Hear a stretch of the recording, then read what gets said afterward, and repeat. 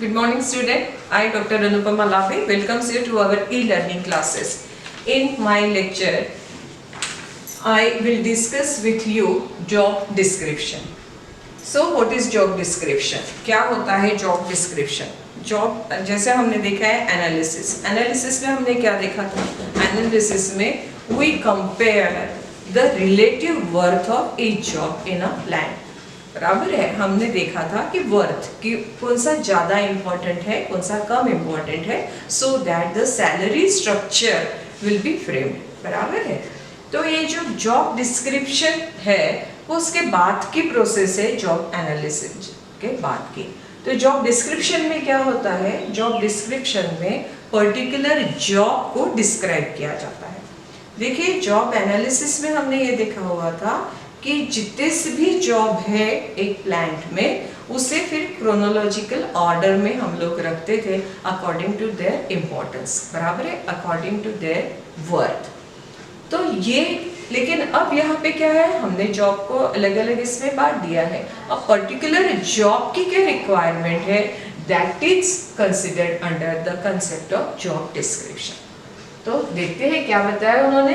Job descriptions are based on objective information obtained through job analysis.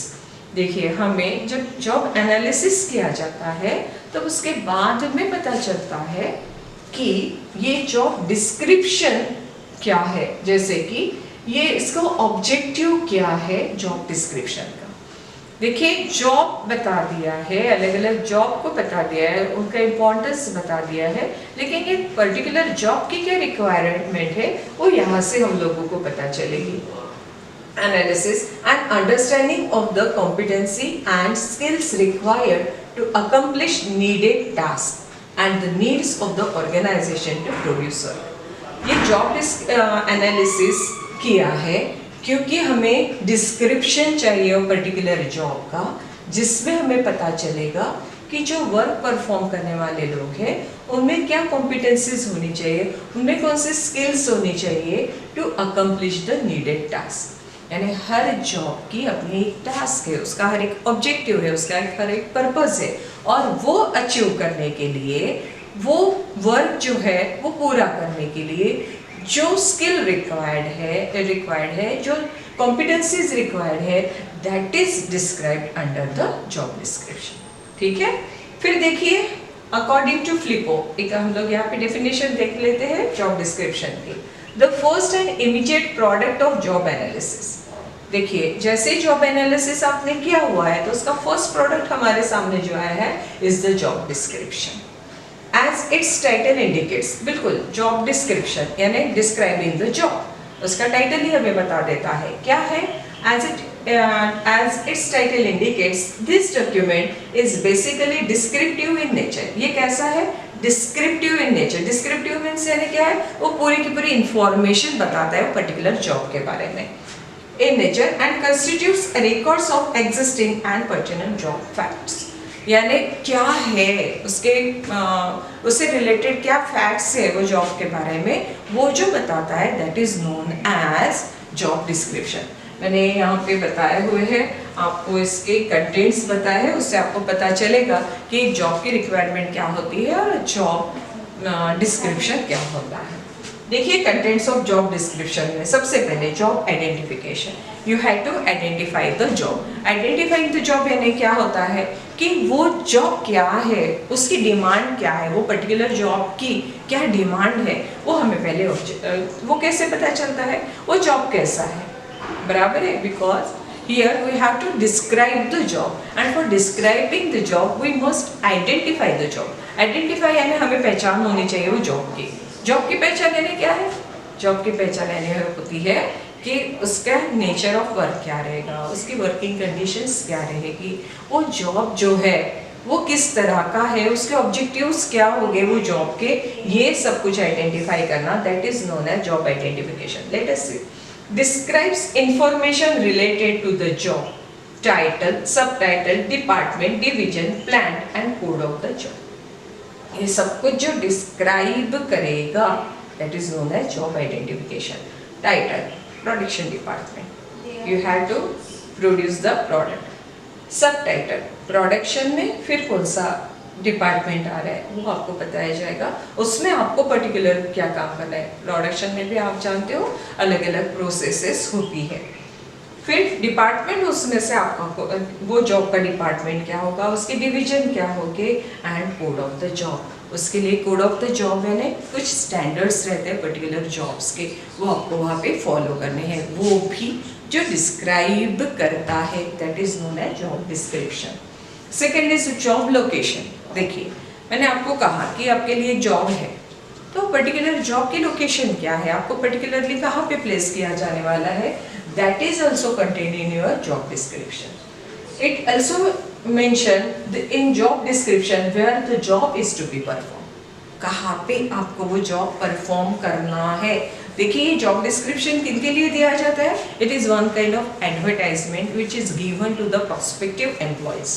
Prospective employees को आपको बताना है कि ये ऐसा ऐसा जॉब है, ये ऐसा जॉब है, उसकी ये रिक्वायरमेंट है, यहाँ इसका ये लोकेशन होगा, वर्किंग कंडीशंस ये होगी, ये सब कुछ जो बताता है, इसीलिए इसे क्या कहा जाता है, job description. And on that basis the employee as well as the employer दोनों भी डिसाइड करते हैं। एम्प्लॉयज डिसाइड करता है कि क्या मैं ये पर्टिकुलर जॉब को परफॉर्म कर सकता हूँ, मेरे पास उतनी स्किल है, मेरे पास उतना नॉलेज है, whether I am competent to perform that job, that is decided by the employees.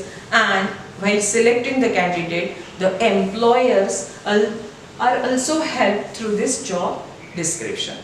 कैसे, जो आया हुआ कैंडिडेट है वो क्या ये जो जॉब डिस्क्राइब जो किया है, जो कंटेंट से जॉब डिस्क्रिप्शन के, उससे वो फुलफिल करता है, हाँ करता है, तो उसका सिलेक्शन हो जाएगा। Then job summary. What is job summary? The purpose of the job summary is to provide necessary facts that will be useful as additional information to clear the nature of the job.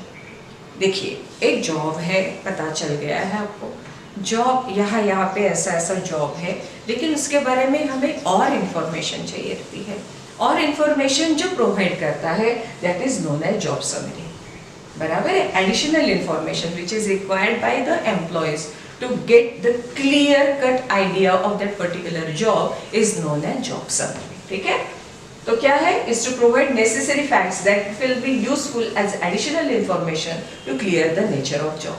यानी जो हमें clarity चाहिए है कि हमारा nature of job क्या होगा, उसके बारे में और जो एडिशनल इंफॉर्मेशन प्रोवाइड करता है that is known as job summary. Then job duties and responsibilities, जैसे कि कौन करेगा, कैसे करेगा, कहाँ पे करेगा, ये जो बताया जाता है that is known as job duties and responsibilities. What is to be done, क्या करना है, how it is to be done, कैसे करना है, and purpose behind each duty, that is mention under the job duties and responsibilities. देखिए what is to be done, मुझे क्या करना है ये मुझे मालूम होना चाहिए, how it is to be done, वो कैसे मुझे करना है ये मुझे मालूम होना चाहिए, और पर्पस बिहाइंड ईच वर्क, और इसका कोई ऑब्जेक्टिव तो होना चाहिए। ऑब्जेक्टिव है तो हम लोग उसे अच्छे से परफॉर्म कर सकते हैं। क्या करना है, कैसे करना है और क्यों करना है, ये अगर आपको क्लियर हो जाए तो आप कहीं पे भी सक्सेस जो है हासिल कर सकते हैं। आपके करियर के बारे में भी वैसा ही है। करियर के बारे में क्या है, what is to be done, मुझे क्या करना है। अभी आप एमकॉम पे आए हो, क्यों आए हो आप एमकॉम में, होगा कुछ आपको, and how it is to be done, कैसे करना है ये आपको मालूम होना चाहिए। ये मेरा इतना सिलेबस है, इसे मुझे इस तरह से कंप्लीट करना है, और ये जब मैं एमकॉम कर रहा हूँ तो मेरा ऑब्जेक्टिव क्या है, साइड बाय साइड मुझे उसकी प्रिपरेशन भी करनी है। तो how it is to be done. देखिए अगर आप जाना चाहते हो और आगे कुछ पढ़ना चाहते हो, एमकॉम के बाद में भी आप प्रोफेशनल कोर्सेज लेके कुछ करना चाहते हो, तो उस तरह से आपको कौन से सब्जेक्ट को और वेटेज देना है, कौन सा सब्जेक्ट और डिटेल में पढ़ना है, so that it will be helpful for shaping your career, ये आप यहाँ पे पता चलता है। And purpose behind this duty, और पर्पस क्या है मेरा ये आने के लिए, हो सकता है आप नेट से ज्वाइन करके हम लोगों जैसे प्रोफेसर की फील्ड में आना चाहते हो सकता है कि आप अपने खुद के क्लासेस, ट्यूशन क्लासेस भी लेना चाहते हो सकता है कि आप और कोई सिविल सर्विसेज के बारे में प्रिपरेशन करना चाहते हो, वहाँ पे भी आपके ये जो सब्जेक्ट्स है वो काम में आते हैं। अगर आपका कोई एम नहीं, मेरा दोस्त कर रहा था इसलिए मैंने किया, तो आपका एंड रिजल्ट क्या रहेगा, 0। ठीक है, तो this is the key success keys of success. What is to be done, how it is to be done, and the purpose behind each duty. Supervision specification. देखिए मुझे पता है मुझे ये जॉब करना है, मुझे ऐसे करना है, ये भी मुझे पता है. Even though I need some supervision. And who will provide the supervision and what kind of supervision will be provided is described under this head. ठीक है. This deals with the degree of supervision involved in every department. ये बताता है कि कितनी degree of supervision is involve. अगर वहाँ पे ज़्यादा सुपरविजन की इन्वॉल्वमेंट नहीं है तो accordingly you will recruit the employees. यानी सुपरवाइजर्स आपको एक जॉब के लिए रिक्रूट करने हैं, तो ये यहाँ पे बहुत हेल्पफुल होता है. क्योंकि जहाँ पे ज़्यादा सुपरविजन की जरूरत नहीं है, वहाँ पे यदि हमने ज़्यादा सुपरवाइजर्स को अपॉइंट किया तो unnecessarily you are burdening the company. बराबर है, ओवर स्टफ हो जाएगा आपके पास. इसलिए ये बताएगा कि ये जो पर्टिकुलर जॉब है उसमें सुपरविजन कितना नीडेड है एंड लेवल ऑफ सुपरविजन क्या होना चाहिए. Then next is machine tools and materials. देखिए जॉब का डिस्क्रिप्शन, तो जॉब के डिस्क्रिप्शन में सिर्फ मैन नहीं आ रहे, man, material, machine and capital, ये पूरा का पूरा आ रहा है. तो वो बताता है कि कौन सी मशीन्स, कितनी मशीन्स, टूल्स क्या होने चाहिए, मटेरियल कितना रिक्वायर्ड होगा, ये भी यहाँ पे बताया जाता है. So that the finance manager can arrange the capital. बराबर है. Purchase department can arrange the machines and materials. तो ये जो होता है ये भी ये पर्टिकुलर जॉब बताता है. इसलिए आपका बजट भी तैयार हो जाता है और आपकी जॉब में क्या क्या लगने वाला है, कितने लोग लगने वाले, कितनी मशीन्स लगने वाली, कितनी जगह लगने वाली है, ये पूरा का पूरा यहाँ से आपको पता चल जाता है. Then working conditions. देखिए मैंने आपको पिछले समय पे बताया था कि क्या होती है वर्किंग कंडीशंस. हर एक जॉब की वर्किंग कंडीशंस जो नीडेड है वो अलग अलग होती है. बराबर है. आपने कभी फैक्ट्री में नहीं देखा होगा कि एसी लगाए हुए हैं. वहाँ पे आपने देखा कि जो फ्यूम्स है वो निकलने के लिए बराबर से उन्होंने जगह की हुए, वेंटिलेशंस मेंटेन किए हुए हैं. लेकिन अगर आप एक आईटी कंपनी में जाते हो तो आप वहाँ पे देखोगे पूरे की पूरी जो उनकी केबिन बनी हुई है वहाँ पे एसी लगे हुए, एयर कंडीशनिंग की फैसिलिटी वहाँ पे दी गई है.